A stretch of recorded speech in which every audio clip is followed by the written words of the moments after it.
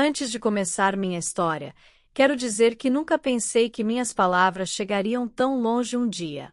Se você está me ouvindo, obrigado por me dar este presente do seu tempo e atenção. Se esta história tocar seu coração, peço que se inscreva no canal para que outras histórias como a minha possam ser contadas. Agora, vamos ao que realmente importa. O dia em que meu pai me vendeu tinha o cheiro de algodão e café fresco. Não é apenas uma figura de linguagem, eu realmente fui trocado como uma das mercadorias da fazenda. Aquela manhã de julho de 1952, eu tinha 14 anos, com cabelos negros trançados até a cintura e sonhava com cadernos novos e um uniforme da Escola Normal João Pessoa Clara. Vá se arrumar, o senhor Sebastião veio nos visitar, disse minha mãe com os olhos baixos, sem coragem de me encarar. Sebastião Montenegro, um viúvo de 45 anos, proprietário de 3 fazendas vizinhas à do meu pai, me havia visto na missa de domingo. Segundo o coronel Josafá, meu pai tinha se encantado com meus modos. O que ele realmente queria era uma nova esposa jovem para lhe dar mais herdeiros e cuidar dos 3 filhos que já tinha do primeiro casamento. Eu não entendia muito bem o que estava acontecendo quando me sentaram na sala de estar com meu vestido azul de domingo e fitas no cabelo enquanto os homens falavam sobre cabeças de gado e sacos de algodão. Foi só quando meu pai disse, então está decidido, compadre, e olhou para mim com aquela firmeza que não permitia contestação que eu entendi que meu destino acabará de ser selado entre goles de café e apertos de mão. Papai, eu quero estudar, consegui gaguejar, meu coração acelerado. Bobagem. Menina, você já está na idade de se casar e ter uma família.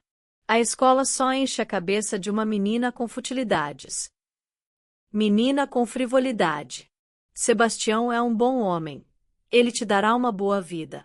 Lágrimas escorriam pelo meu rosto, mas ninguém parecia notar. Ou talvez fingissem não ver. Na Paraíba, em 1952, o grito de uma filha antes de um casamento arranjado era tão comum quanto o canto dos galos ao amanhecer.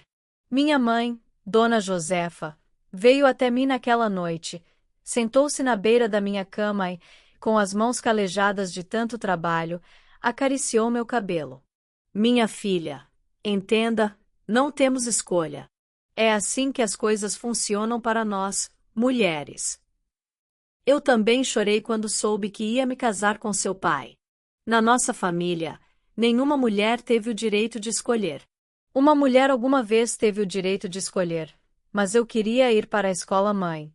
O senhor Felício, o professor, disse que eu tenho inteligência para ser professor. Ela suspirou profundamente com aquele olhar distante de alguém que também já teve sonhos uma vez. Clara, minha querida, é melhor aceitar logo.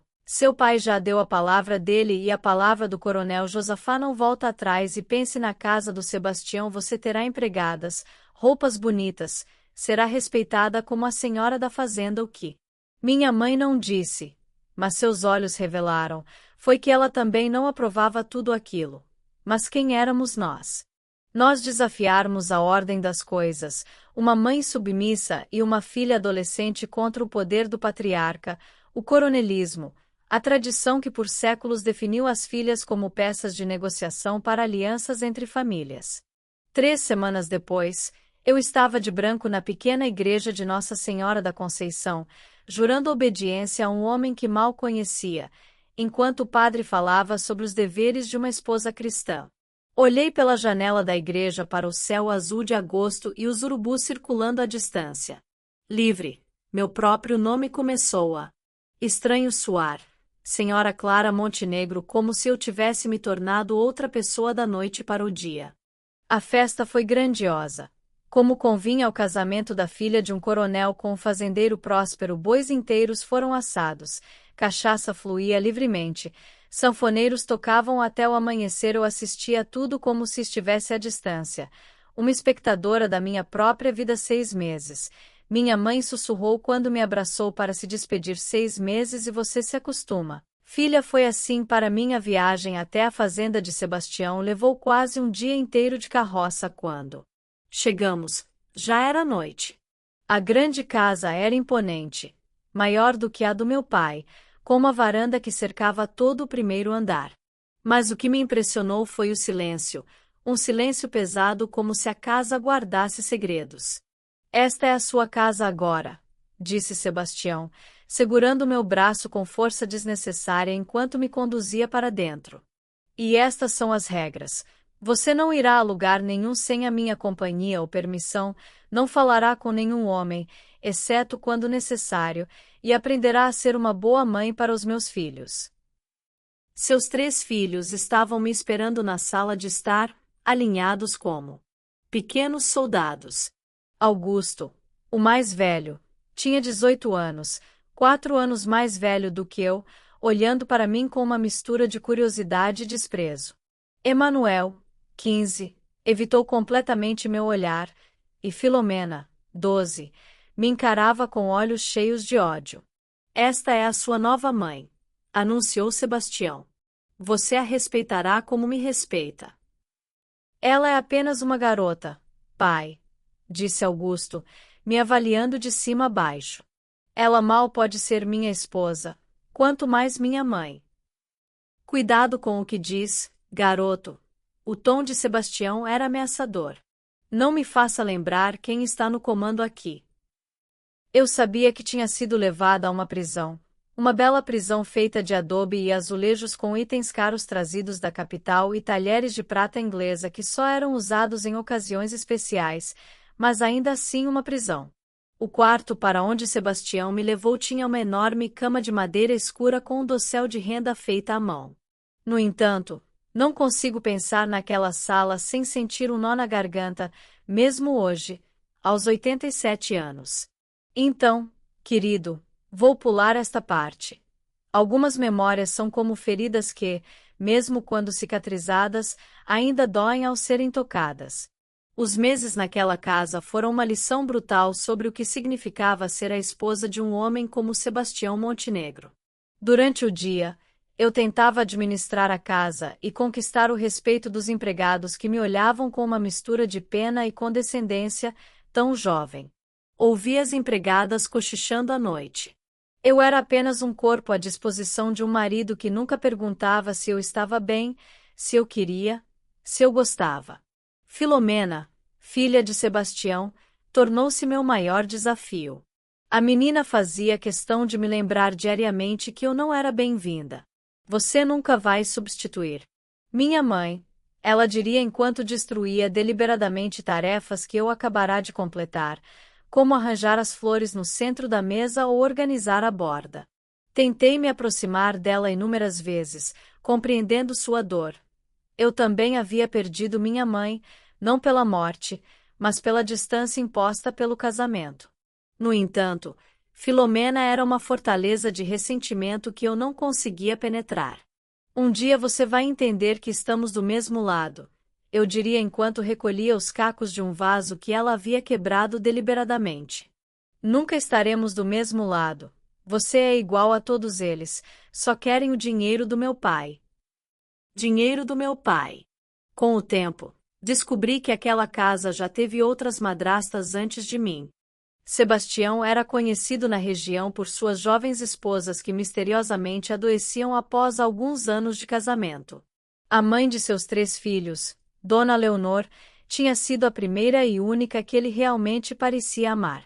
Os casamentos subsequentes foram arranjos práticos feitos quando ele precisava de uma mulher para administrar a casa. Comecei a entender os olhares de pena que recebia na igreja aos domingos, os sussurros que cessavam quando eu me aproximava. Quando eu me aproximava, todos sabiam o que eu, uma inocente garota do campo, não sabia. Eu era apenas a mais recente de uma linha de jovens mulheres enviadas para aquela casa como ovelhas para o abate. Foi em meio a essa realidade sufocante que descobri que estava grávida meses após meu casamento. A notícia que deveria ter trazido alegria me encheu de terror. Uma criança significava um vínculo permanente com aquela casa, com aquele homem, mas também representava a esperança, alguém que realmente seria meu, alguém para amar sem restrições naquele ambiente hostil. Quando contei a Sebastião sobre a gravidez, vi pela primeira vez algo diferente em seus olhos. Não era amor, não era carinho, mas era um certo respeito.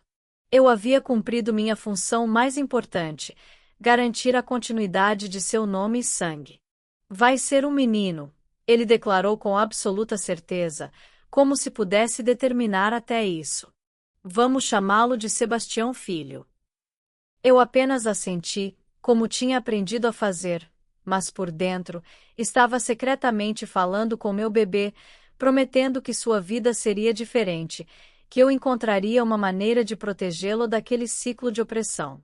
Sebastião, ao ouvir sobre a gravidez, vi pela primeira vez algo diferente em seus olhos. Não era amor, não era afeto, mas era um certo respeito. Eu havia cumprido meu papel mais importante, garantir a continuidade do seu nome e sangue.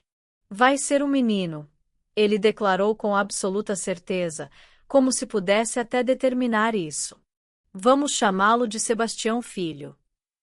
Eu simplesmente assenti, como aprendi a fazer, mas dentro de mim, eu falava secretamente com meu bebê, prometendo que sua vida seria diferente, que eu encontraria uma maneira de protegê-lo daquele ciclo de opressão, que parecia passar de geração em geração em nossa terra. À medida que minha barriga crescia, eu observava as folhas secas de algodão dançando ao vento nos campos da fazenda, aquele algodão branco e puro que, após ser colhido e processado, seria transformado em tecido, moldado, costurado, confinado a formas determinadas por outros, assim como eu. Mas nem o algodão nem eu nascemos para ser prisioneiros. Os meses seguintes trouxeram mudanças sutis àquela casa. Minha barriga crescente parecia funcionar como um escudo. Sebastião ficou menos agressivo. Filomena me evitava em vez de me atormentar ativamente. Evitou em vez de me atormentar ativamente, e os empregados começaram a me tratar com um pouco mais de consideração. Eu não era mais apenas a nova mulher do chefe, mas a mãe do futuro herdeiro da fazenda. Foi Milena, a cozinheira mais velha da casa, quem primeiro me estendeu a mão numa tarde enquanto eu costurava roupas para o bebê na varanda. Ela se aproximou com um chá de ervas para fortalecer o sangue. Dona Clara disse, colocando a xícara fumegante ao meu lado e então baixando a voz: "Você está sozinha aqui. Mas você não precisa se sentir assim, há pessoas que se importam." Aquelas palavras simples foram como água no deserto. Nos dias seguintes, sempre que Sebastião saía para supervisionar o trabalho no campo, Milena aparecia com alguma desculpa para falar comigo. Foi através dela que comecei a aprender verdadeiramente a história daquela casa e da região. Você sabia que é a sexta esposa do chefe? Depois que Dona Leonor morreu no parto, ele não conseguiu mais se estabelecer com apenas uma mulher. Ele se entedia com o casamento. Ele encontra uma maneira de se livrar delas. Livrar-se deles? Perguntei, sentindo um arrepio percorrer minha espinha. Minha coluna. Milena olhou ao redor para ter certeza de que estávamos sozinhas. A quinta senhora Margarida apareceu. Morreu em Alde. Disseram que foi um acidente, que ela escorregou. Mas todos sabiam que ela tinha começado a questionar os negócios do chefe e os outros. A cada um teve seu destino. Nenhum durou mais de 35 anos. Instintivamente coloquei minha mão na minha barriga como se pudesse proteger meu filho daquela terrível revelação. Mas eu precisava saber mais. E por que você está me contando isso? Milena, porque você é diferente. Você tem luz nos olhos e eu. Cansei de ver jovens chegarem aqui cheias de vida e saírem em um caixão. A partir daquele dia, comecei a prestar mais atenção em tudo.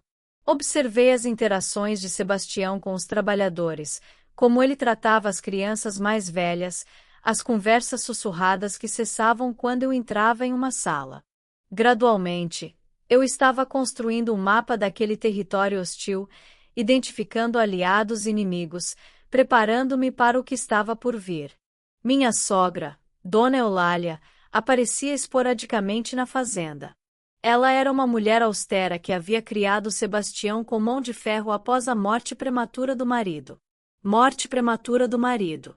Contrariamente ao que eu esperava, ela não me tratou com desdém, mas com uma curiosidade fria. Você é forte, ela me disse durante uma dessas visitas, examinando minha barriga de 5 meses de gravidez. Os outros choravam por qualquer coisa. Você engole suas lágrimas, e isso é bom. Aprendi cedo que chorar não resolve problemas. Dona Eulália é assim. É assim que uma mulher tem que ser. Uma mulher não pode se dar ao luxo de ser fraca. Havia uma sabedoria dura nas palavras daquela mulher de quase 70 anos que havia sobrevivido em um mundo feito por e para homens. Ela não era exatamente uma aliada, mas também não parecia desejar o meu fracasso. Ela não parecia desejar o meu fracasso. Foi em janeiro de 1953, no auge do verão nordestino, que meu primeiro filho nasceu. O trabalho de parto durou quase 2 dias, com Sebastião caminhando tranquilamente pela casa enquanto eu lutava pela minha vida e pela do bebê no quarto dos fundos, assistida por Milena e uma parteira local. É um menino, anunciou finalmente a parteira, colocando um pequeno, vermelho e chorando pacote em meus braços. Quando olhei para aquele rostinho pela primeira vez, algo se transformou dentro de mim, um amor feroz e protetor que eu nunca tinha sentido antes. Naquele momento fiz um voto silencioso de que meu filho teria uma vida diferente. Ele saberia o que era ser amado incondicionalmente. Sebastião Montenegro Filho decretou meu marido quando entrou no quarto e viu o recém-nascido. Ele não perguntou como eu estava, se tinha sido difícil, se eu tinha alguma preferência pelo nome. Ele simplesmente assumiu que sua vontade era a única coisa que importava. Eu apenas sorri fracamente, guardando para mim o nome que já tinha escolhido em meu coração, Miguel. Um dia, quando pudesse, assim eu chamaria. Os primeiros meses com o bebê foram exaustivos, mas trouxeram uma nova dinâmica para casa. O bebê eram exaustivos, mas trouxeram uma nova dinâmica para casa. Sebastião exibia a criança como um troféu ao receber visitantes, mas permanecia distante da criação. Isso me convinha. Quanto menos ele interferisse, melhor. Surpreendentemente, a que mais se aproximou de nós foi Filomena, a garota que tanto me rejeitou. Ela parecia fascinada pelo meio-irmão. Posso segurá-lo? Ela perguntou um dia timidamente enquanto eu estava amamentando na varanda. Gradualmente, Filomena e eu desenvolvemos uma rotina. Ela vinha depois da escola e passava horas brincando com o bebê, cantando canções de ninar, ajudando-me com os cuidados. Era como se a chegada daquela criança inocente tivesse aberto uma brecha no muro de ressentimento que ela havia construído. Minha mãe morreu quando eu tinha 6 anos. Ela me contou numa tarde enquanto balançava suavemente o berço de Miguelzinho, como eu o chamava secretamente. Depois vieram outros, mas nenhum realmente se importou comigo. Eu me importo, respondi sinceramente desde o primeiro dia, mesmo quando você quebrou meus vasos. Ela sorriu um sorriso genuíno que iluminou seu rosto de adolescente. Eu sei, demorei muito para perceber, mas agora eu sei. Aquela pequena trégua com Filomena foi como um raio de luz na minha existência sombria. Finalmente, eu não estava completamente sozinho na casa grande. O negócio de Sebastião estava prosperando. O algodão da Paraíba estava em alta demanda, e ele estava expandindo suas terras comprando propriedades vizinhas de pequenos agricultores endividados. Homens de terno frequentemente vinham da capital para longas reuniões a portas fechadas. Uma noite, enquanto eu estava amamentando o bebê na sala ao lado do escritório, ouvi Sebastião e um daqueles homens conversando. Homens conversando em um tom baixo e conspiratório. Os títulos são falsos, mas ninguém vai conseguir provar isso, disse o homem. O juiz já foi convencido a não olhar muito de perto a documentação. Ótimo, respondeu o outro. Aquelas terras dos Oliveira têm as melhores fontes da região. Quando o velho morrer, os filhos não poderão contestar nada. Senti um nó no estômago. Eu conhecia os Oliveira, uma família humilde que vivia em suas pequenas terras há gerações. O patriarca seu Manuel Oliveira era respeitado por todos na região como um homem honesto e trabalhador. Trabalhador nos dias seguintes, eu assisti horrorizado enquanto aquele plano se desenrolava. Seu Manuel adoeceu repentinamente após um almoço na nossa fazenda, problema no coração, disseram. Mas eu vi o sorriso satisfeito de Sebastião quando ele recebeu a notícia e soube que não havia nada de natural naquela morte. A cada dia, eu descobria mais sobre o homem com quem eu tinha sido forçada a me casar. Sebastião não era apenas um fazendeiro autoritário e cruel em sua vida privada. Ele era um homem que não hesitava em destruir vidas para aumentar seu poder e riqueza. Commissai.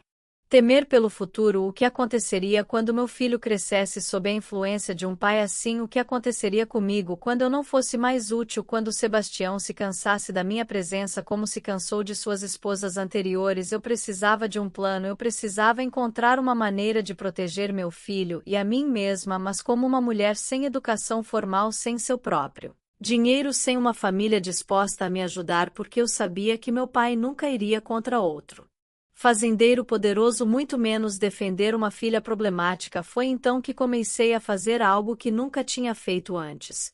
Economizando pouco a pouco, discretamente, comecei a reservar pequenas quantias de dinheiro que conseguia desviar das despesas domésticas, um centavo aqui, outro ali, escondendo moedas dentro de um sapato velho no fundo do meu baú.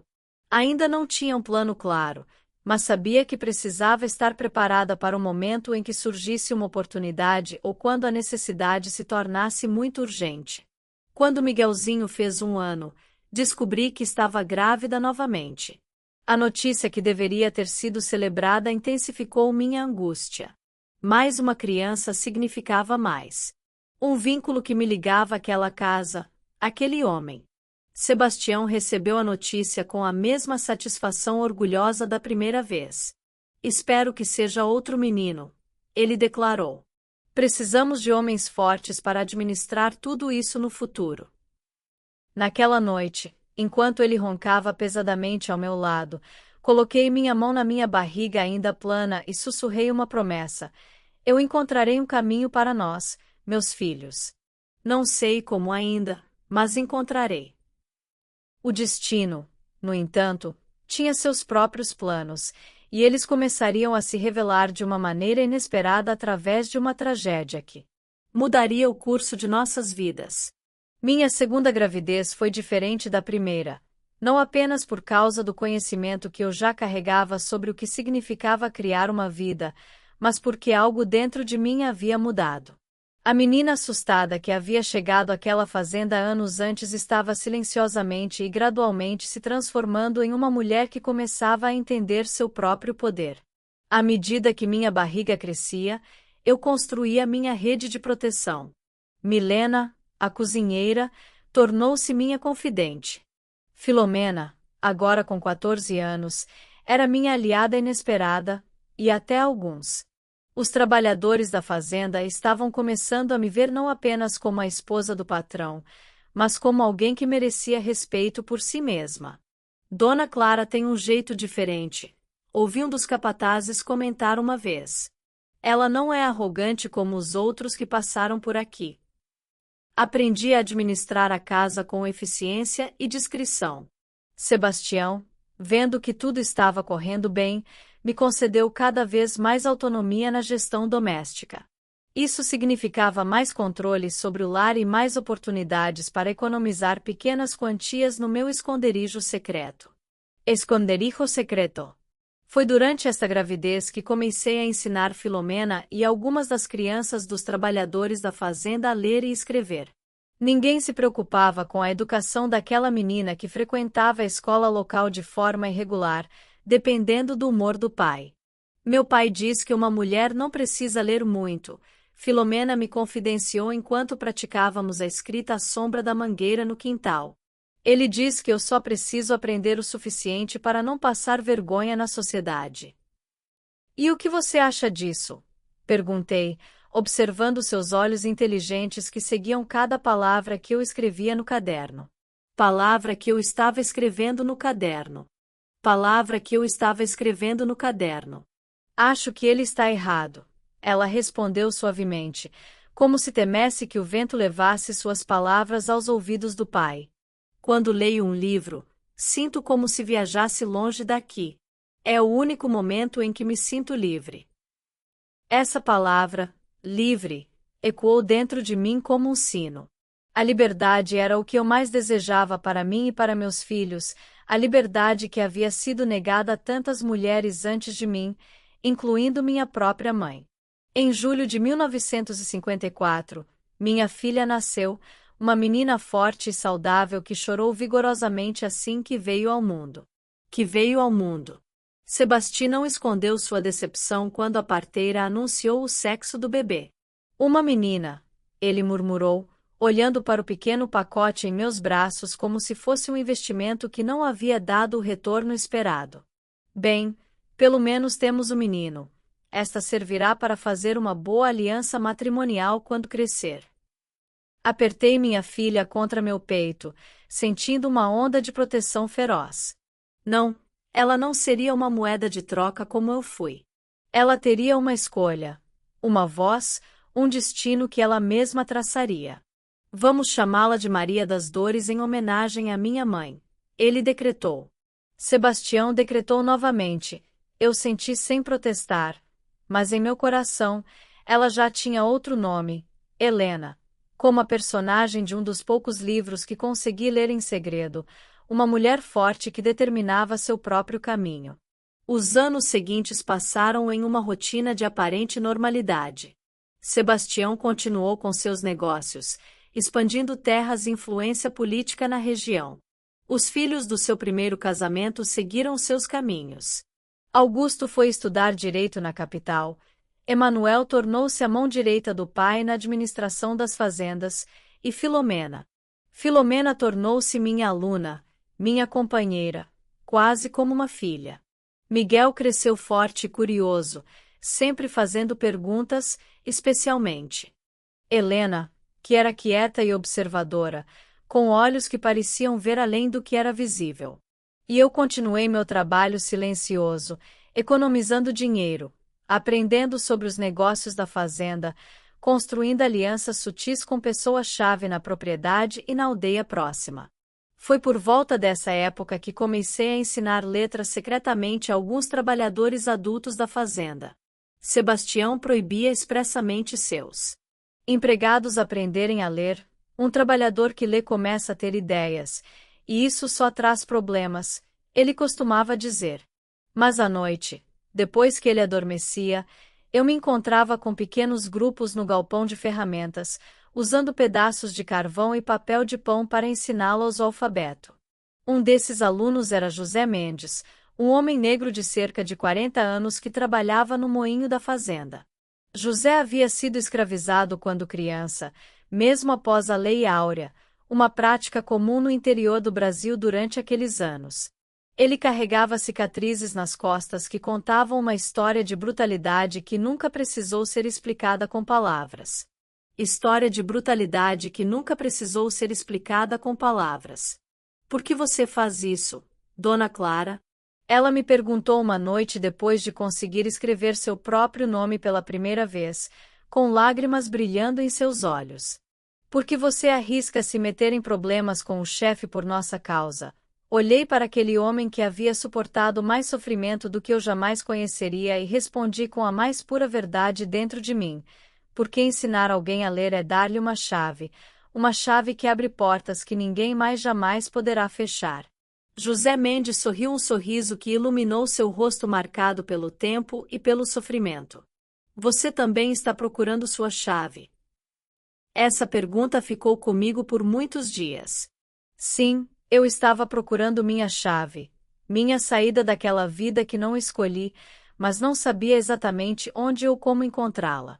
Em 1958, quando Miguel completou 5 anos e Helena, o incidente aconteceu que aceleraria drasticamente os eventos em nossas vidas.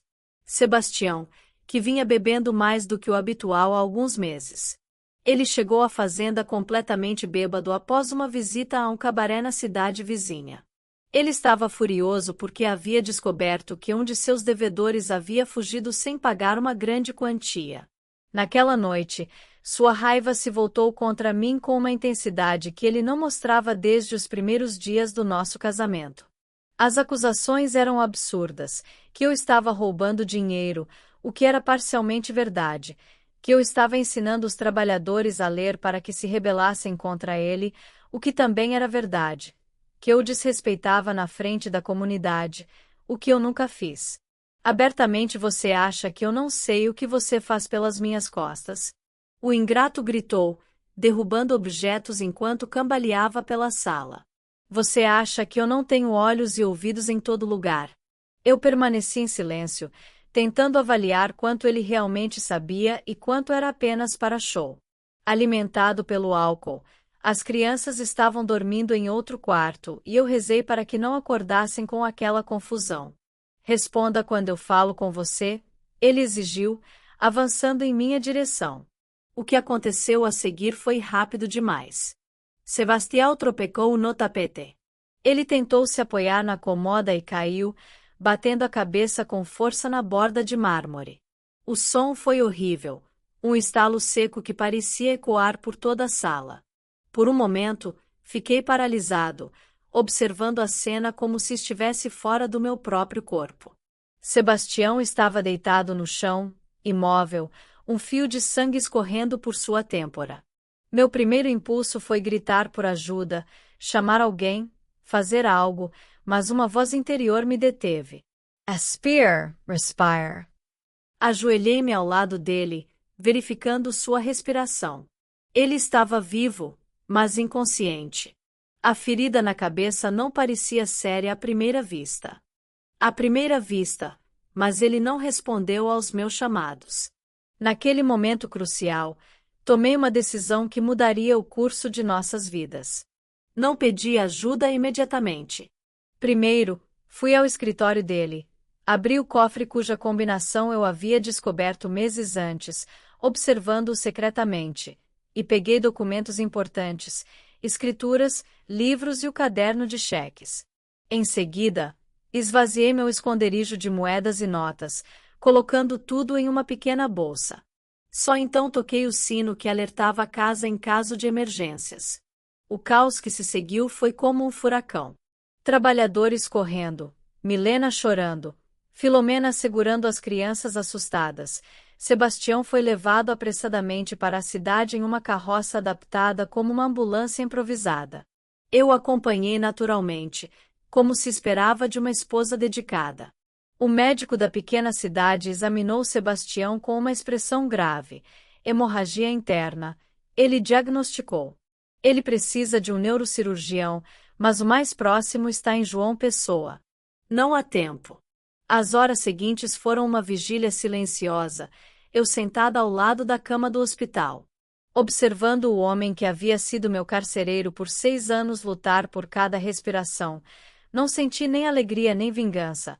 Apenas uma estranha sensação de vazio, como se algo dentro de mim soubesse que este era apenas o primeiro passo de uma jornada muito mais longa. Sebastião Montenegro faleceu nas primeiras horas de 22 de setembro de 1958, sem recuperar a consciência. As últimas palavras que ele ouviu de mim, sussurradas em seu ouvido enquanto lutava para respirar, foram: descanse em paz, seus filhos ficarão bem. E assim, aos 20 anos, eu me tornei viúva. Eu ainda não sabia, mas isso foi apenas o começo da verdadeira luta pela minha liberdade. O funeral de Sebastião Montenegro foi um evento digno de sua importância na região. O nobre caixão de madeira, importado da capital, permaneceu em exibição no salão principal da grande casa enquanto uma infinita procissão de agricultores, políticos e comerciantes vinha prestar suas últimas homenagens. Observei tudo com um estranho desapego, como se assistisse a uma peça em que não fazia parte, vestida de preto da cabeça aos pés com um véu cobrindo meu rosto. Recebi as condolências com a dignidade que a ocasião exigia. Contido como a ocasião exigia. Miguel e Helena permaneceram ao meu lado, confusos com toda a comoção, segurando minhas mãos com força como se temessem ser levados pela mesma força misteriosa que havia levado seu pai. Força, minha filha, meu pai. O coronel Josafá chegou com minha mãe assim que ouviu a notícia. Era a primeira vez que nos víamos em 6 anos. Ele me abraçou brevemente, um gesto mecânico sem calor. Deus sabe o que faz. Minha mãe, Dona Josefa, Parecia ter envelhecido 20 anos desde a última vez que a vi. Ela me abraçou apertado, chorando mais do que eu podia. Mais do que eu poderia chorar. Meu Deus, Clara tão jovem e já viúva com 2 filhos pequenos. O que ninguém parecia notar era que, sob o véu negro, meus olhos estavam secos, não por frieza ou falta de compaixão, mas porque o luto que eu carregava não era por Sebastião. Era por todos os anos que perdi, por tudo que me foi tirado, pela garota que eu uma vez fui e nunca mais seria. Augusto, o filho mais velho de Sebastião, agora um advogado de 26 anos, estava liderando os preparativos do funeral como se já fosse o novo patriarca da família. Emanuel, aos 23, permaneceu em silêncio e observador. E Filomena, aos 16 anos, ficou ao meu lado como uma sombra protetora. Não se preocupe, ela sussurrou quando ninguém podia ouvir, não vou deixar que te levem daqui. O apoio dela me comoveu, mas eu sabia que a batalha à frente seria dura demais para uma adolescente enfrentar sozinha. Os olhares que Augusto lançou em minha direção diziam tudo. Ele não me via como a viúva de seu pai, mas como uma intrusa que precisava ser removida o mais rápido possível. Após o enterro, quando os últimos visitantes finalmente deixaram a fazenda, Augusto convocou uma reunião na biblioteca. Na reunião na biblioteca estavam presentes os 3 filhos do primeiro casamento, meu pai e o tabelião da cidade, Senhor Malaquias, um homem pequeno com óculos grossos que carregava uma maleta de couro desgastada. Estamos aqui para esclarecer a situação em relação aos bens deixados por meu pai, anunciou Augusto. Sem rodeios, como filho mais velho e o único advogado da família, assumirei a administração de todos os bens e negócios. Olhei para meu pai, esperando que ele intercedesse, que lembrasse a todos que eu era a legítima viúva de Sebastião. Para minha decepção, ele apenas assentiu em concordância. Faz sentido, disse Coronel Josafá, uma fortuna desse tamanho não pode ser deixada nas mãos de uma mulher inexperiente. Clara voltará para nossa casa com as crianças como deve ser. Foi então que o senhor Malaquias pigarreou, ajustando os óculos no nariz. Com todo respeito, senhores, mas há um testamento. O silêncio que se seguiu a essas palavras foi absoluto. Testamento? Sebastião nunca havia mencionado um testamento.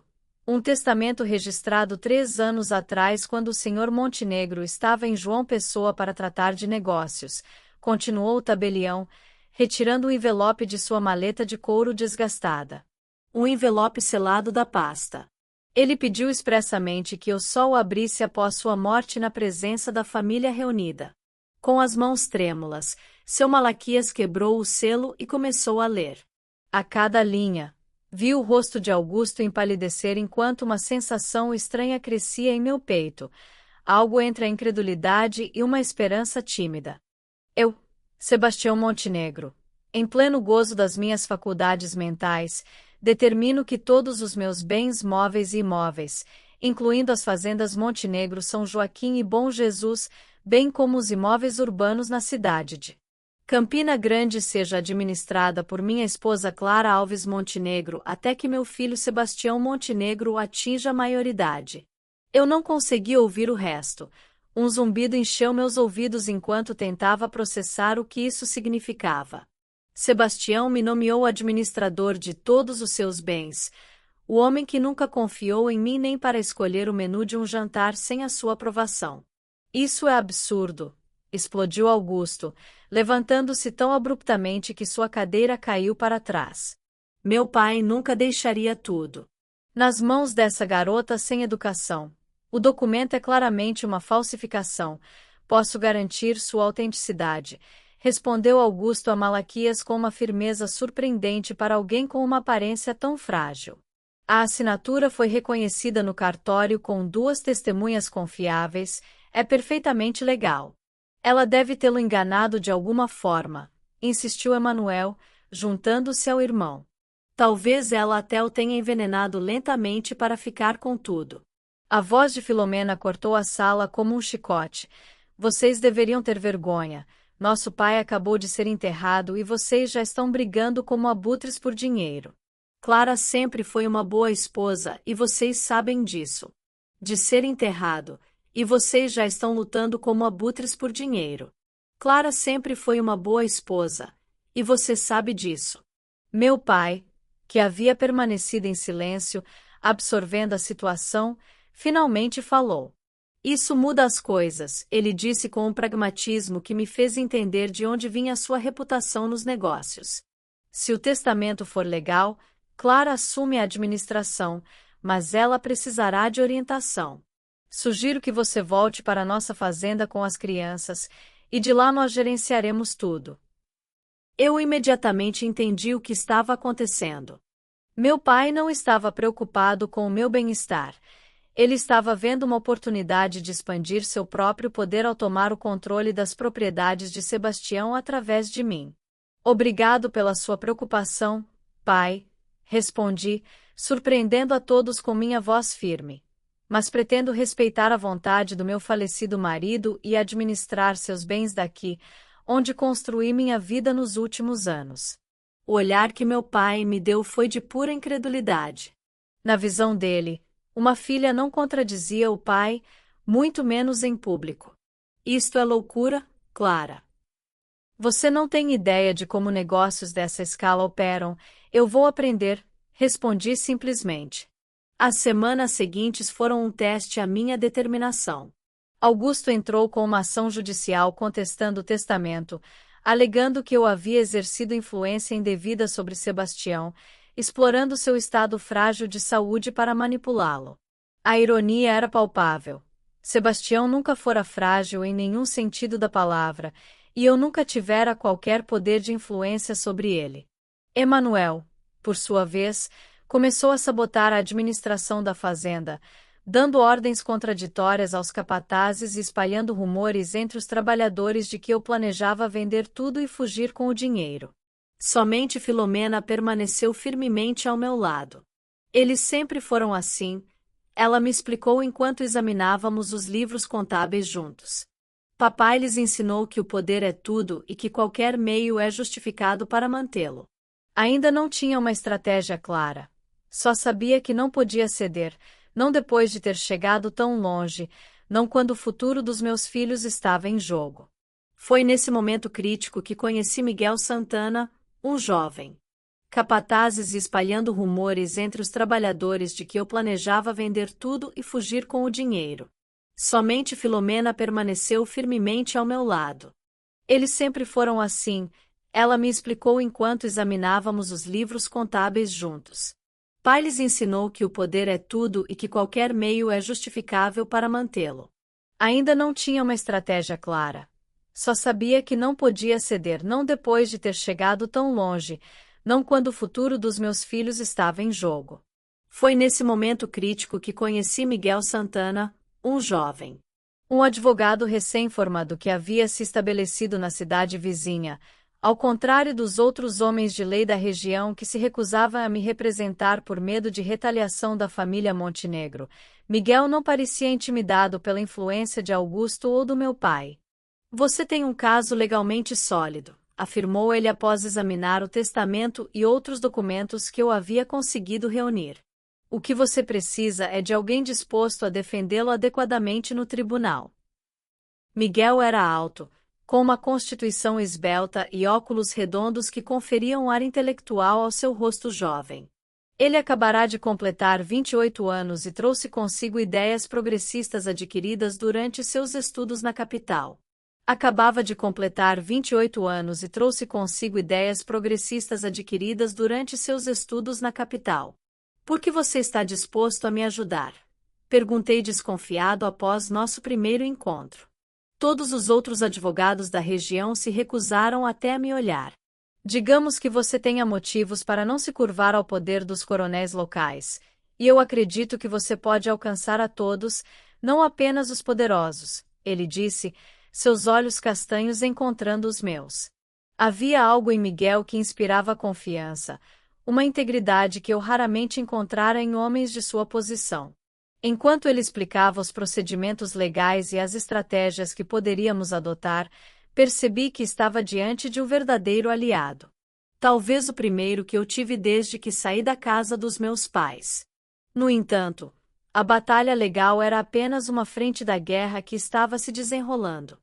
Meu pai, frustrado pela minha recusa em retornar à sua tutela, começou a espalhar rumores sobre meu comportamento inadequado como viúva, insinuações de que eu não respeitava o período de luto adequado, que recebia visitantes masculinos em horários inadequados, referindo-se às consultas com Miguel, que eu negligenciava a educação moral do procedimentos legais e as estratégias que poderíamos adotar.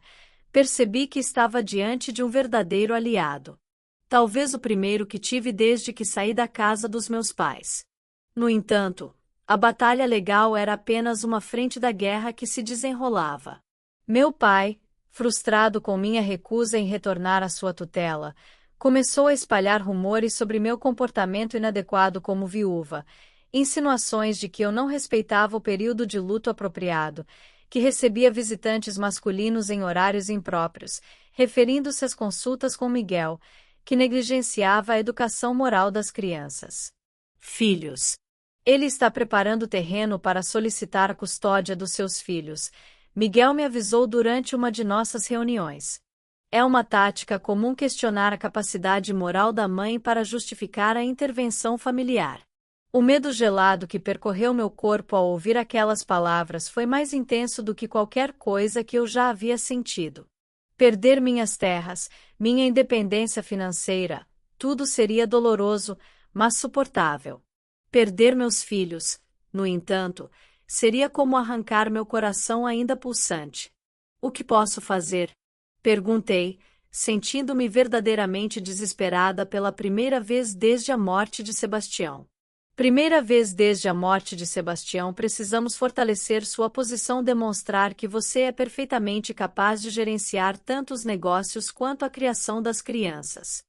Miguel respondeu pensativamente, e precisamos encontrar aliados influentes que possam testemunhar a seu favor quando necessário. Foi então que comecei a transformar ativamente a imagem pública que tinham de mim com a orientação cautelosa de Miguel. Comecei a frequentar a missa de domingo sempre impecavelmente vestida de luto, com as crianças bem cuidadas ao meu lado. Eu fiz doações generosas para a escola local e para obras de caridade organizadas pela igreja. Convidei o padre e as mulheres mais respeitáveis da cidade para um chá na fazenda, onde poderiam observar de perto como a casa era bem administrada e como as crianças eram bem cuidadas. Simultaneamente, mergulhei nos negócios com uma determinação feroz. Estudei os livros de contabilidade até tarde da noite. Aprendi sobre plantio e colheita com os trabalhadores mais experientes e visitei todos os cantos das propriedades para entender a operação do todo. Operação do todo. Você é incrível, Dona Clara, comentou seu Zé Pequeno, o capataz mais velho da fazenda, depois de me ver inspecionar pessoalmente um problema na irrigação do algodoal. Nunca pensei que veria uma mulher entender tanto de agricultura. Você é uma professora eficiente, respondi com um sorriso cansado. À medida que os meses passaram, ganhei o respeito dos trabalhadores e até de alguns fazendeiros vizinhos. O fato de que a produção da fazenda não havia diminuído, em alguns setores, até havia melhorado. Estava começando a silenciar os críticos mais vocais. No entanto, a pressão judicial estava aumentando. Augusto conseguiu um adiamento após o outro, arrastando o processo e esgotando meus limitados recursos financeiros. Meu pai, por outro lado, formalizou um pedido de custódia dos meus filhos, alegando que eu não tinha condições morais e materiais para criá-los adequadamente. Foi em meio a essas tribulações que meu relacionamento com Miguel começou a transcender o profissional. Não foi algo planejado ou buscado. Aconteceu gradualmente, naturalmente, como a mudança de uma estação. De estação em estação, começou com pequenos gestos, a maneira como seus olhos se demoravam nos meus quando eu explicava algum aspecto legal complexo, o cuidado com que ele perguntava sobre meu bem-estar, não por formalidade, mas por genuíno interesse, a gentileza com que tratava Miguel, meu filho, e Helena, trazendo-lhes pequenos presentes e ouvindo suas histórias de infância com sincera atenção. Uma tarde, enquanto revisávamos documentos na varanda da casa grande, Miguel pausou e olhou para o horizonte onde o sol começava a se pôr sobre os campos de algodão. Algodão, sabe, Dona Clara, às vezes me pergunto se estou sendo completamente honesto com você. Senti uma pressão no peito. O que você quer dizer? Há algo sobre o processo que você não me contou? Ele riu, uma risada nervosa que eu nunca tinha ouvido dele antes.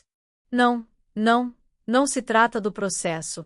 Trata-se de mim, das minhas razões para te ajudar tão diligentemente. O silêncio que se seguiu estava carregado de significados não ditos, com possibilidades que eu mal ousava contemplar. Aos 21 anos, viúva com 2 filhos pequenos e enredada em uma batalha pela sobrevivência, eu não havia me permitido pensar em romance ou afeto. Miguel, você não precisa dizer nada, ele interrompeu gentilmente. Sei que o momento é completamente inadequado. Você está de luto, enfrentando batalhas em todos os frontes, e eu sou seu advogado. O que torna tudo ainda mais complicado é que eu só queria que você soubesse que meu compromisso com o seu caso vai além do profissional. Eu me importo com você e com as crianças de uma maneira de uma maneira que talvez eu não devesse. Essa confissão feita com tanta honestidade e respeito me tocou profundamente. Não respondi imediatamente. Eu não sabia o que dizer. Parte de mim se sentia culpada por experimentar qualquer sentimento além da determinação de sobrevivência. Outra parte, no entanto, uma parte que eu pensava estar morta após anos de casamento com Sebastião, ansiava pela possibilidade de um verdadeiro afeto, de um relacionamento baseado no respeito mútuo. Eu preciso de tempo, foi tudo o que consegui dizer. Miguel assentiu, sem pressionar. Todo o tempo do mundo, Senhora Clara. Agora, vamos voltar aos documentos. Temos uma audiência importante na próxima semana. E assim voltamos ao trabalho como se aquela conversa nunca tivesse acontecido. Nunca tinha acontecido, mas algo tinha mudado. Uma porta estava entreaberta, mostrando uma possibilidade de futuro que eu não tinha ousado imaginar. O que eu não sabia era que essa possibilidade logo seria ameaçada por um golpe que nem Miguel nem eu poderíamos ter previsto. O inverno de 1959 veio com chuvas intensas que transformaram as estradas de terra em deslizamentos de lama intransitáveis. As águas que traziam vida às colheitas também isolaram a fazenda do resto do mundo por dias a fio. Foi durante uma dessas tempestades que recebi a visita inesperada que mudaria o curso dos acontecimentos. Era final de tarde quando a tropa de cavalos anunciou a chegada dos visitantes. Através da janela do quarto, vi meu pai, Coronel Josafá, acompanhado por 2 homens que reconheci como policiais da cidade. Meu coração disparou no peito. Esta não era uma simples visita familiar.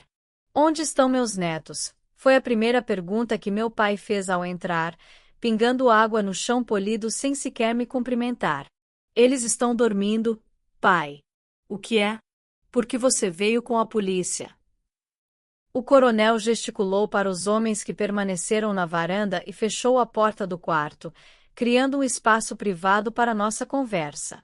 Homens que permaneceram na varanda e fecharam a porta do quarto, criando um espaço privado para nossa conversa. Clara, vim te dar uma última chance de ser sensata, ele disse, tirando o chapéu molhado e passando a mão pelos cabelos grisalhos. As coisas estão saindo do controle. Os rumores sobre você e aquele advogadozinho de João Pessoa estão se espalhando por toda a região. Que rumores? Perguntei, embora já soubesse exatamente do que se tratavam. Não finja de inocente. Dizem que você recebe esse tal de Miguel Santana até altas horas, que ele está mais interessado em você do que no caso. Está manchando a memória de Sebastião menos de 1 ano após sua morte. Respirei fundo, contendo a raiva que crescia dentro de mim. E você veio aqui com a polícia por causa de rumores maliciosos? Desde quando você ouve fofocas de cidade pequena? Não são apenas rumores, Clara. O juiz Mendonça me procurou pessoalmente. Ele está preocupado com o bem-estar dos meus netos crescendo em um ambiente de imoralidade. A menção ao juiz Mendonça fez meu sangue gelar. Ele era conhecido na região como um homem inflexível em questões de moralidade. Família e tinha laços estreitos com famílias tradicionais, incluindo os Montenegros. Não há nada de moral acontecendo aqui. O pai Miguel é meu advogado. Trabalhamos juntos para defender o que é meu por direito, o que é seu. Seu tom de voz subiu. Nada disso seria seu se eu não tivesse arranjado seu casamento com Sebastião. Você era uma garota sem dote, sem perspectivas além de um bom casamento, e agora acha que pode administrar um império desafiando o homem que entende de negócios há gerações. Cada palavra era como um tapa na cara, mas eu permaneci firme. Mantive-me firme. O testamento do meu marido diz que eu posso, a lei diz que eu posso, e mais importante, eu sei que posso. Meu pai riu, uma risada seca e sem humor. A lei é o que homens como eu dizem que é, minha filha, e já está decidido. O juiz Mendonça me concedeu a guarda temporária dos meus netos como avô materno até que a questão da herança seja definitivamente resolvida. Senti o chão desaparecer sob meus pés. O quê? Isso é impossível. Não houve audiência. Eu não fui notificado de nada. É uma medida de emergência baseada em alegações graves. Sobre sua conduta, ele tirou um papel dobrado do bolso interno do paletó e me entregou. Você pode ler por conta própria. Com as mãos trêmulas eu desdobrei o documento oficial. Era de fato uma ordem judicial concedendo a guarda temporária de Miguel, meu filho, e Helena ao meu pai, alegando fortes indícios de má conduta da mãe e risco moral aos menores. Quem fez isso? Eu perguntei. Minha voz sufocada de raiva e medo. Quem forneceu esses testemunhos falsos? Isso não importa agora. O que importa é que eu tenho autoridade legal para levar meus netos comigo hoje, exclamei, correndo para a porta como se eu pudesse fisicamente impedi-los de chegar ao quarto das crianças. Eu não vou permitir que vocês levem meus filhos. Meu pai segurou meu braço com força, seus dedos pressionando minha pele como garras. Não seja tola, Clara, resista e esses policiais vão te prender por desacato ao tribunal. É isso que você quer, que seus filhos vejam sua mãe sendo arrastada para a prisão? A realidade da situação me atingiu com toda a força. Ele estava certo, eu não tinha como lutar contra uma ordem judicial, não naquele momento, não sozinha em uma fazenda ensopada pela chuva, sem Miguel ou qualquer outro apoio legal. O que você quer de mim, afinal? Perguntei, sentindo as lágrimas que eu tentava segurar com tanta força começarem a escorrer pelo meu rosto. Quero que você seja sensata. Vá para casa com as crianças, entregue a gestão das fazendas ao Augusto, que é competente para isso. Comporte-se como uma viúva respeitável, e em alguns meses, quando tudo se acalmar, discutiremos seu futuro. Meu futuro, repeti, já adivinhando o que viria a seguir. Sim, Honório Pacheco é viúvo há 2 anos. Ele é um bom homem, um proprietário de terras cujas terras fazem fronteira com as nossas, e ele já expressou interesse em você. Você, Honório Pacheco, um agricultor de quase 60 anos conhecido por sua mão pesada com os trabalhadores e por ter enterrado 3 esposas. Era como se meu pesadelo estivesse começando tudo de novo. Outro casamento arranjado. Outro homem a quem eu deveria obediência. Outra prisão com uma aparência respeitável. Se eu recusasse, os olhos do meu pai se estreitariam, frios como uma cobra prestes a atacar. Então eu levarei meus netos comigo agora e você pode continuar sua aventura de independência. Sozinha. Naquele momento, fiz a única coisa que eu poderia fazer. O que eu podia fazer era ganhar tempo. Deixe-me pelo menos arrumar as coisas das crianças, e preciso de alguns dias para organizar os documentos importantes da fazenda. Ele parecia considerar meu pedido, avaliando se era uma tentativa de escapar da armadilha.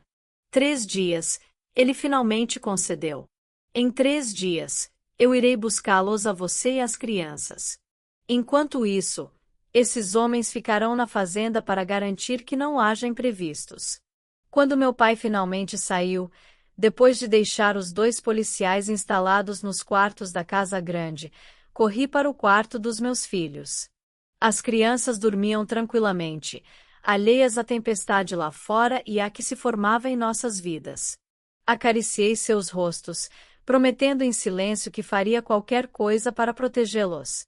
Na manhã seguinte, enviei José Mendes com uma mensagem urgente para Miguel. A chuva tinha diminuído, mas as estradas ainda estavam quase intransitáveis. José partiu ao amanhecer, montado no melhor cavalo da fazenda, com instruções explícitas para entregar a nota apenas em mãos. Os 2 dias que se seguiram foram um exercício de autocontrole. Continuei a rotina normal da casa, tratando os policiais com indiferença educada, como se fossem apenas hóspedes inconvenientes. Casa amarrando os policiais com indiferença educada como se fossem apenas convidados inconvenientes, mas por dentro, minha mente trabalhava freneticamente avaliando opções, calculando riscos na tarde do 3º dia, quando eu já começava a temer que minha mensagem não tivesse chegado ao seu destino. Miguel apareceu, chegando coberto de lama, o cavalo exausto, como se tivesse cavalgado sem parar por horas. Os policiais tentaram impedi-lo de entrar, mas ele apresentou documentos que os fizeram recuar, uma ordem judicial permitindo-lhe o acesso à fazenda para tratar de assuntos legais urgentes. Temos pouco tempo, ele disse assim que ficamos sozinhos no escritório. Pouco tempo, ele disse assim que ficamos sozinhos no escritório. José me contou tudo. Esta ordem de custódia provisória é um absurdo legal obtido através de testemunhos comprados e um juiz tendencioso. Podemos contestá-la, mas levará semanas, talvez meses. Não tenho semanas, Miguel. Meu pai estará aqui amanhã ao amanhecer. Miguel passou a mão pelo cabelo, um gesto que eu havia aprendido a reconhecer como um sinal de profunda preocupação. Há outra opção, mas é arriscada. Podemos deixar a jurisdição do juiz Mendonça em Recife. Podemos interpor recursos, solicitar a revisão do caso por um tribunal superior. O Tribunal Superior de Recife está sugerindo que eu fuja com meus filhos. Não é fugir, Clara. É proteção legítima contra um abuso de poder judicial. Mas você precisa estar ciente das consequências. Você será visto como um fugitivo acusado de desobedecer ordens judiciais. Você pode perder tudo. Já estou perdendo tudo, Miguel. Meu pai vai me obrigar a me casar com Honório Pacheco, um homem que enterrou 3 esposas antes de completar 60 anos. Vou perder minha liberdade, minha dignidade, talvez até minha vida. Ele segurou minhas mãos entre as dele, seus olhos fixos nos meus com uma intensidade que me fez esquecer momentaneamente de tudo mais. Com uma intensidade que me fez esquecer momentaneamente de tudo mais. Venha comigo para Recife. Minha mãe tem uma casa lá. Viveremos em segurança enquanto resolvemos a situação legal. Não será fácil. Eu vou perder minha licença para advogar neste distrito e terei que recomeçar na capital. Mas por que eu faria isso por nós? Eu interrompi, precisando ouvir a resposta mesmo sabendo no fundo do meu coração.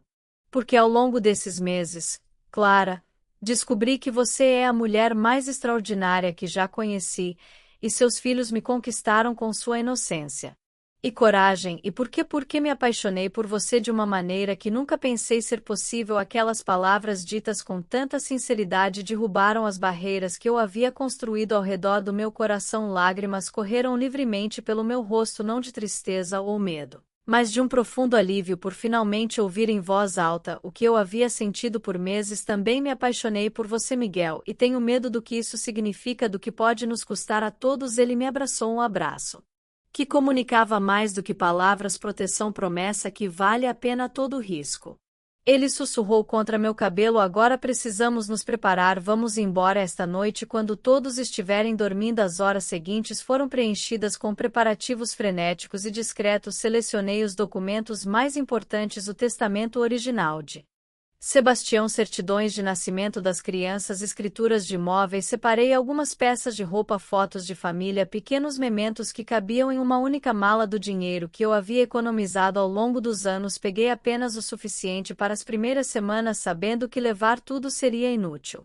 Seria inútil, precisávamos ser rápidos e discretos. Milena, que tinha sido minha confidente desde o início, ajudou a preparar a comida para nossa jornada e a distrair a polícia com um jantar luxuoso acompanhado de vinho forte. Filomena, agora com 17 anos, foi a mais difícil de deixar para trás. Leve-me com você, ela implorou quando contei a ela o plano, suas mãos segurando as minhas em desespero. Não quero ficar aqui sozinha com Augusto e Emanuel, eles vão me casar com o primeiro pretendente rico que aparecer. Assim que me encontrarem pronta, meu coração se partiu.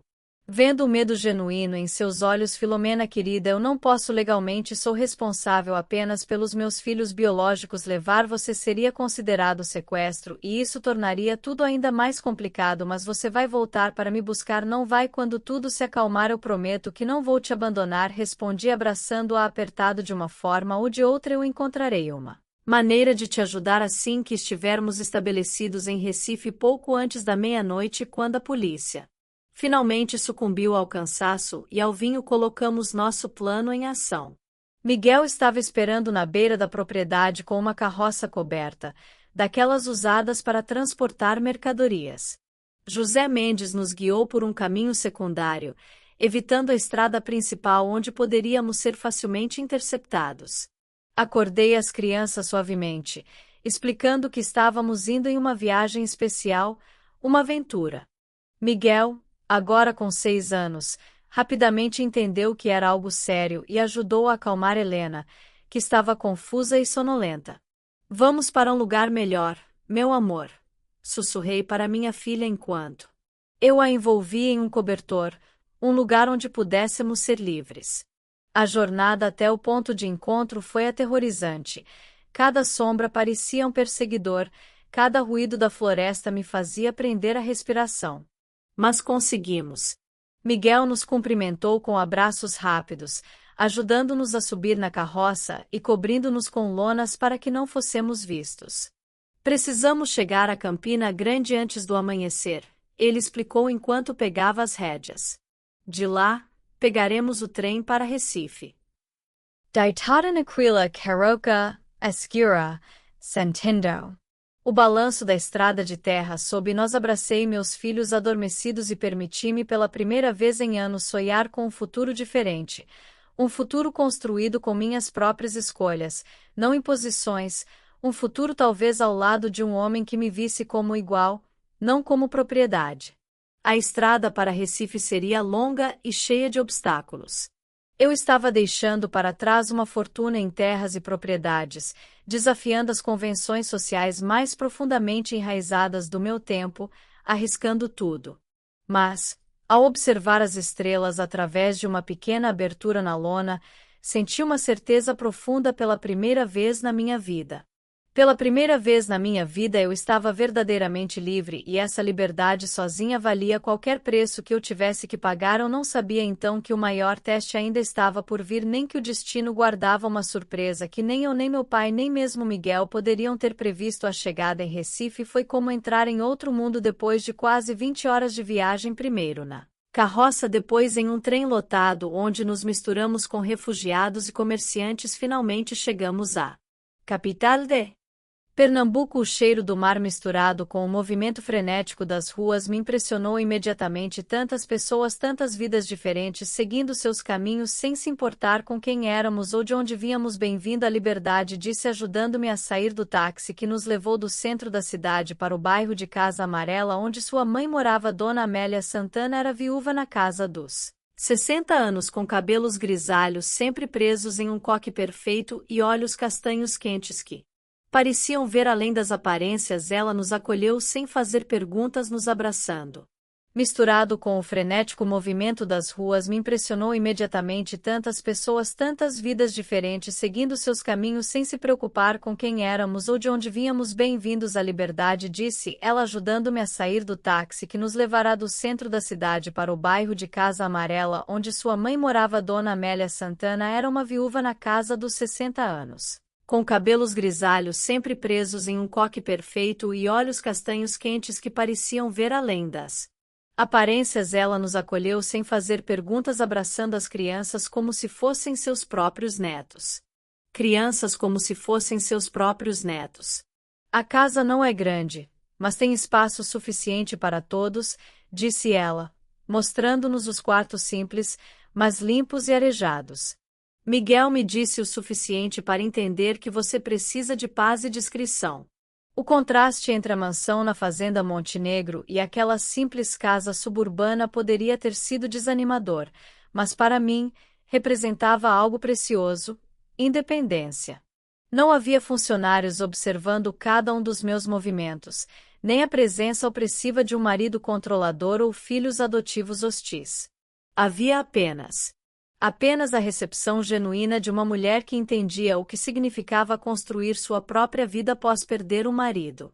Os primeiros meses foram de adaptação e extrema cautela.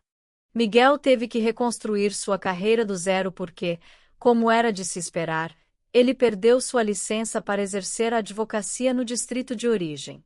Ele começou como assistente em um escritório de advocacia no centro da cidade, ganhando muito menos do que estava acostumado. Eu, por minha parte, enfrentei o desafio de me reinventar aos 22 anos, com 2 crianças pequenas e uma educação formal incompleta.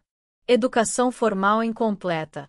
Minhas perspectivas pareciam limitadas, mas algo em mim havia mudado fundamentalmente. Eu não era mais a garota assustada que aceitava imposições sem questionar. Eu preciso encontrar um meio de me sustentar, declarei a Miguel e Dona Amélia numa noite, depois que as crianças tinham adormecido. Não posso depender indefinidamente da sua generosidade. Clara, querida, isso não é necessário, protestou Miguel. Estou ganhando o suficiente para manter a casa e em breve estarei melhor estabelecido. Eu entendo, Miguel, mas eu preciso construir algo que seja meu não por orgulho, mas por segurança. Aprendi da maneira mais difícil que uma mulher sem seus próprios recursos está sempre à mercê dos outros. Dona Amélia, que costurava silenciosamente em seu canto, levantou os olhos com um brilho de aprovação. A menina está certa, filho. Uma mulher precisa ter seu dinheiro guardado em um lugar que só ela conhece. Foi ela quem me deu a primeira oportunidade. Dona Amélia era uma costureira respeitada, fazendo vestidos sob medida para senhoras de boa família com paciência. Ela me ensinou os fundamentos do ofício. Primeiro tarefas simples como fazer bainhas e costurar botões, depois técnicas mais complexas. Descobri que tinha um talento natural para o trabalho, especialmente para o bordado delicado que encantava tanto as clientes. Logo Dona Amélia começou a me apresentar como sua assistente. Eventualmente, algumas senhoras começaram a solicitar especificamente meu trabalho.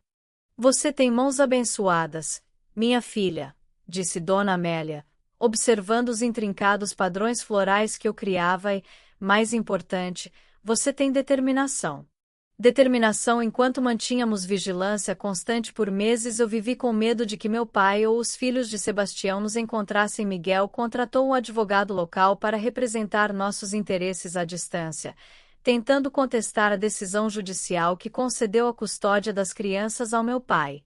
Mas as notícias não eram encorajadoras. Os Montenegros haviam iniciado um processo acusando-o de roubo, alegando que eu havia levado documentos e bens valiosos da fazenda. Eles estão fazendo de tudo para criminalizá-los. Mais uma reunião frustrante com seu colega. Eles querem criar um cenário onde você apareça como uma viúva oportunista que abandona suas responsabilidades e rouba a herança dos enteados. É tão injusto, eu sussurrei, sentindo o peso dessas acusações. Tudo o que eu peguei foram documentos que me pertenciam por direito e algumas lembranças pessoais. Miguel segurou minhas mãos nas dele. Um dia a justiça prevalecerá. Até lá precisamos construir nossa vida aqui passo a passo, focando no que podemos controlar e foi isso que fizemos, estabelecendo gradualmente uma rotina às crianças. Eles foram matriculados em uma pequena escola do bairro. Miguel estava avançando em sua carreira, ganhando a confiança de novos colegas com seu conhecimento jurídico e ética inabalável. Eu estava desenvolvendo meu próprio negócio de bordados e pequenas costuras, inicialmente atendendo os vizinhos, e com o tempo, uma clientela mais ampla recomendada pela Dona Amélia. Nossa vida estava longe do luxo que conhecíamos na fazenda Montenegro, mas havia algo muito mais valioso: a paz. À noite, todos nós nos sentávamos na pequena varanda para ouvir o rádio, As crianças brincando com os poucos brinquedos que conseguimos comprar, Dona Amélia. Contando histórias antigas, Miguel e eu trocando olhares cúmplices que diziam mais do que palavras. Foi nesse ambiente de simplicidade que nosso amor finalmente floresceu plenamente, sem pressões externas, sem ameaças constantes. Pudemos conhecer Miguel. Ele era tudo o que Sebastião não era. Gentil, respeitoso, interessado nas minhas opiniões, atencioso com as crianças, sem tentar se impor como um substituto para o pai deles. Você acha que algum dia poderíamos nos casar oficialmente? Ele me perguntou uma noite enquanto caminhávamos pela praia de Boa Viagem em um raro dia de folga. Legalmente, sou uma fugitiva da justiça, respondi com um sorriso triste. Além disso, para me casar, eu precisaria provar minha viuvez, o que exigiria contato com as autoridades da minha cidade natal.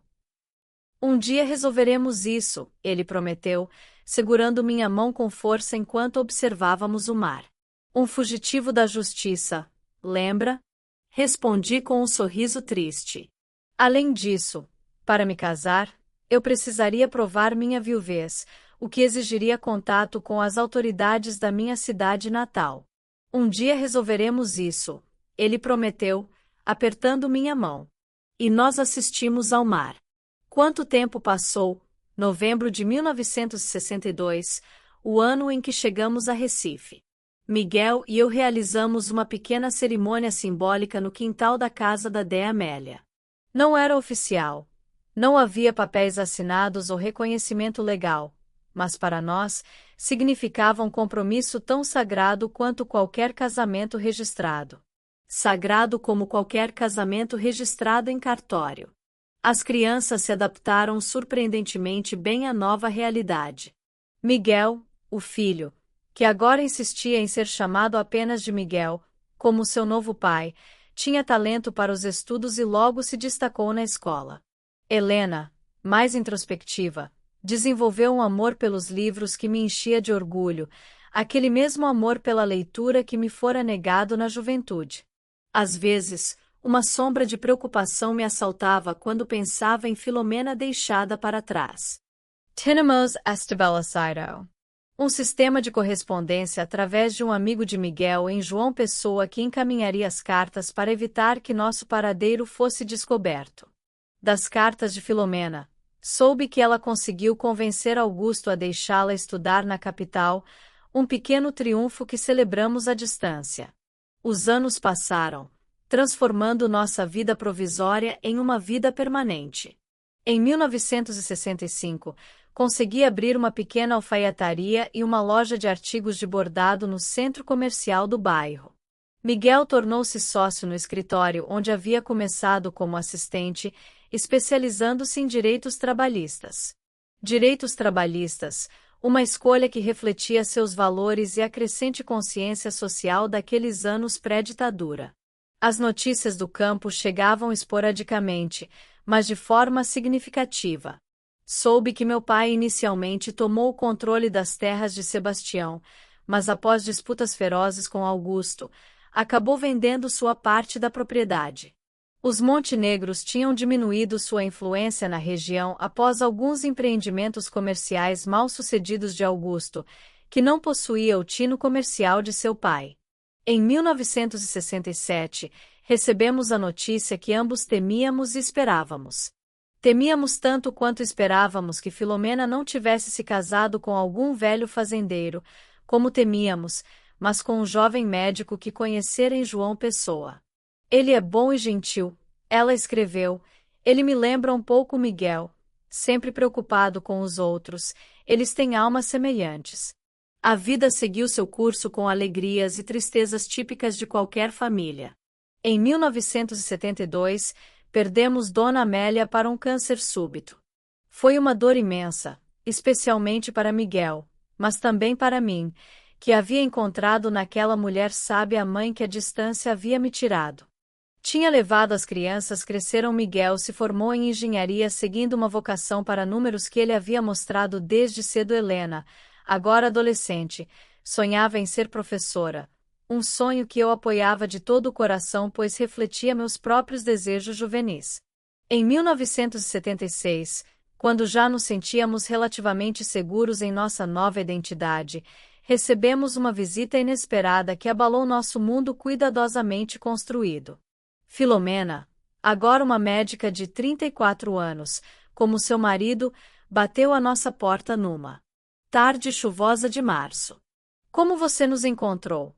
Foi a primeira pergunta que fiz, ainda em choque ao vê-la ali, elegante e madura, tão diferente da adolescente que havíamos deixado para trás. Você sempre foi cuidadosa nas suas cartas, mas uma vez mencionou uma festa junina na igreja da Casa Amarela. Ela explicou com um sorriso.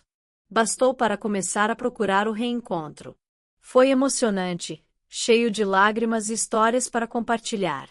Filomena conheceu seus irmãos crescidos, Miguel agora com 23 anos e Helena com 22, que a receberam com a curiosidade natural de alguém que sabe que uma pessoa faz parte de sua história, mas não de suas memórias. Quem conhece alguém que faz parte de sua história, mas não de suas memórias? Foi através dela que soubemos com surpresa que meu pai tinha perguntado sobre nós ao longo dos anos, nunca admitindo abertamente qualquer arrependimento, mas sempre encontrando maneiras indiretas de obter notícias. Ele mantém uma pasta com recortes de jornais, revelou Filomena durante sua estadia de uma semana conosco. Qualquer menção a um advogado chamado Miguel Santana em Recife, qualquer nota sobre prêmios escolares para um menino chamado Miguel ou uma menina chamada Helena eu encontrei por acaso.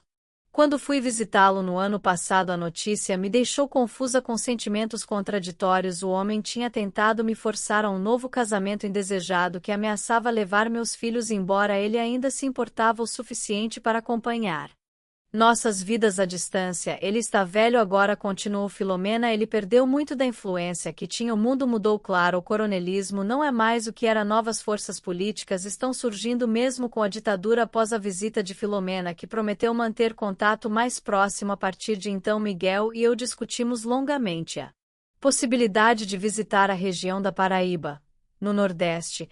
Os filhos já eram adultos, morando em Recife, de onde eu havia sido acusada de ser uma traidora depois de tanto tempo.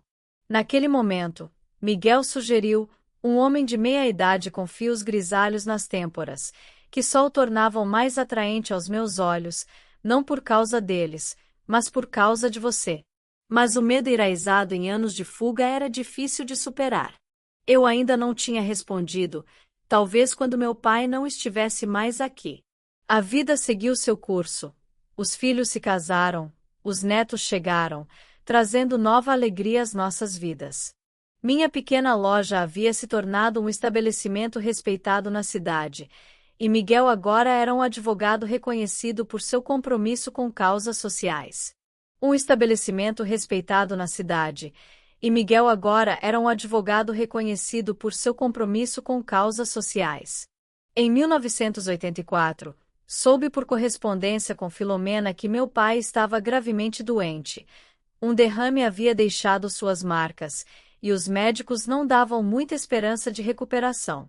Senti um nó na garganta ao ler aquelas palavras. Tantos anos se passaram, tanto ressentimento cultivado, e ainda assim ele era meu pai. Você quer visitá-lo? Miguel perguntou quando compartilhei a notícia. Balancei a cabeça, incapaz de verbalizar os sentimentos contraditórios que me dominavam. Sentimentos contraditórios que me dominaram. Era tarde demais. Finalmente consegui dizer. Josaph faleceu no início de 1985 sem que eu pudesse fazê-lo mais uma vez. Silenciosamente, não pela perda do homem autoritário que havia determinado meu destino, mas pelo pai que ele poderia ter sido, pela relação que nunca tivemos. 3 meses após o funeral, recebemos a visita de um advogado de João Pessoa. Ele se apresentou formalmente, verificou minha identificação e me entregou um envelope lacrado. É parte do testamento do coronel Josafá Alves, ele explicou. Há uma parte específica que deve ser entregue pessoalmente a você. Parte específica que deve ser entregue pessoalmente a você com mãos trêmulas. Abriu o envelope. Dentro havia uma carta manuscrita. Tinha uma caligrafia que reconheci imediatamente. Apesar dos anos passados, a caligrafia firme e angular do meu pai, agora um pouco mais trêmula nas bordas, talvez devido aos efeitos da idade ou da doença. Clara, quando você ler esta carta, eu já terei partido. Deste mundo há coisas que um homem como eu não pode dizer em vida, mas que precisam ser registradas antes de enfrentar o julgamento divino. Eu fui um pai que confundiu autoridade com amor, poder com proteção. Só agora, no final da vida, entendo que meus erros me custaram a filha que mais se parecia comigo em espírito e determinação. Junto com esta carta, você encontrará documentos bancários referentes a uma conta em seu nome contendo o valor total da venda das terras que pertenciam a Sebastião. Não é um presente. É uma restituição do que sempre foi seu por direito. Não peço perdão porque não mereço. Só quero que você saiba que, de uma maneira distorcida, sempre tive orgulho da mulher que você se tornou, mesmo contra a minha vontade. Pai Josafá Alves. Lágrimas escorriam livremente pelo meu rosto enquanto Miguel examinava os documentos bancários. Era uma quantia substancial, suficiente para garantir conforto pelo resto de nossas vidas e ainda deixar um legado considerável para nossos filhos e netos. É um reconhecimento, disse Clara suavemente, talvez o único que ele fosse capaz de fazer. Nos dias seguintes, processei essa revelação surpreendente. Meu pai, o homem que incorporava os valores patriarcais mais profundamente enraizados de sua geração, não apenas acompanhou minha jornada à distância, mas encontrou uma maneira de admitir seu erro e fazer uma reparação concreta. Minha jornada de longe, mas encontrou uma maneira de admitir seu erro e fazer uma reparação concreta. Decidimos usar parte desse dinheiro para criar uma fundação educacional em Recife, focada em fornecer bolsas de estudo para meninas de famílias de baixa renda. O resto foi dividido entre investimentos para o futuro da família e doações para causas que nos eram queridas. E assim a vida continuou seu curso, os anos acumulando mais alegrias do que tristezas. O casamento dos filhos, o nascimento dos netos, as pequenas conquistas diárias que tornam a vida significativa. Miguel e eu envelhecemos juntos, gratos por cada dia que tivemos ao lado um do outro, cientes de quanto arriscamos para construir aquela vida. Em 2010, perdi Miguel devido a um ataque cardíaco. Foi uma despedida serena. Ele adormeceu ao meu lado numa noite e simplesmente não acordou na manhã seguinte. A dor foi imensa, como se uma parte de mim tivesse ido com ele, mas também havia gratidão por todas as décadas compartilhadas, por todos os sonhos realizados juntos.